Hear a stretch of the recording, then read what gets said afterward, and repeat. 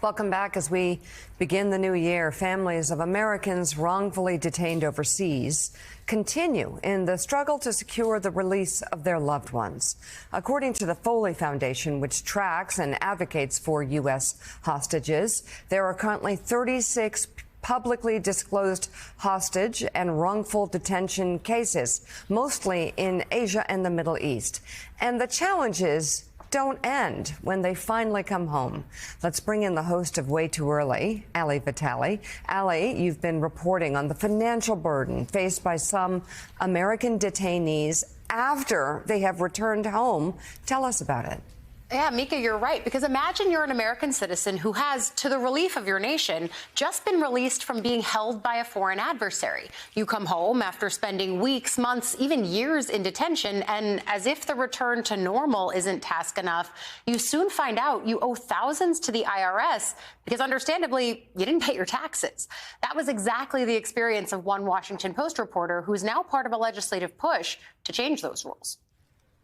Washington Post reporter Jason Rezaian spent more than 500 days detained in an Iranian prison before his release in January of 2016. Please welcome Jason Rezaian. A release celebrated by his colleagues 2 months later.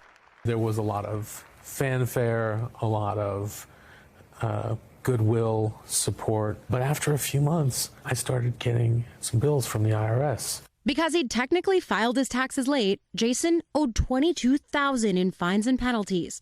How did that feel? There is a level of frustration to the entire experience, but there's also an absurdity to it. Absurdity to the whole thing.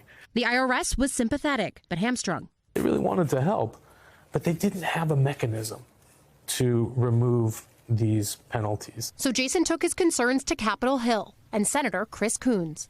He was miffed and appalled. But as a key member of the Senate, he's also somebody with some influence. The right person to have be appalled on your behalf. One of them, yeah.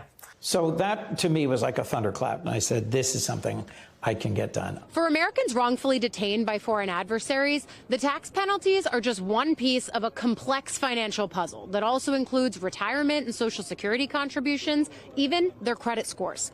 In my case, my credit score, because I had a couple of bills set to auto pay. Who doesn't? Exactly. And then suddenly there's not money in the account anymore. I don't have a physical address where those things are going to. My email account is in the hands of the Islamic Republic Revolutionary Guard Corps. They're not paying my bills for me, right? So my credit score when I came back was under 500. Coons is co-sponsoring other bipartisan bills that hope to solve those issues, too.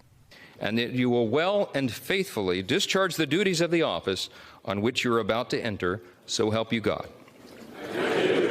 All of them now on the docket for this new Congress, after the original IRS-related bill stalled out at the close of the year. The word that Jason used when I spoke with him was, this is absurd. It is absurd.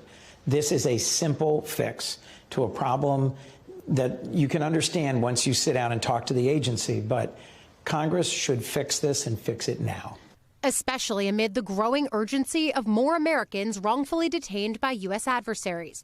Most recently, Wall Street Journal reporter Evan Gershkovich and WNBA star Brittany Griner. A number of countries, authoritarian countries, are seizing Americans and using them as leverage. And so one of our challenges is making sure that we're connecting with their families. Our hope, and we're a small community of people, several dozen, maybe a couple of hundred Americans who've been subjected to this kind of hostage taking.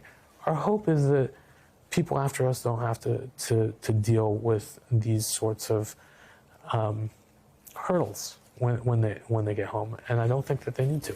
Yeah, it's hard enough to come back. Look, in the scope of things, it's not nearly as bad as what we've been subjected to, and yet we shouldn't have to deal with this.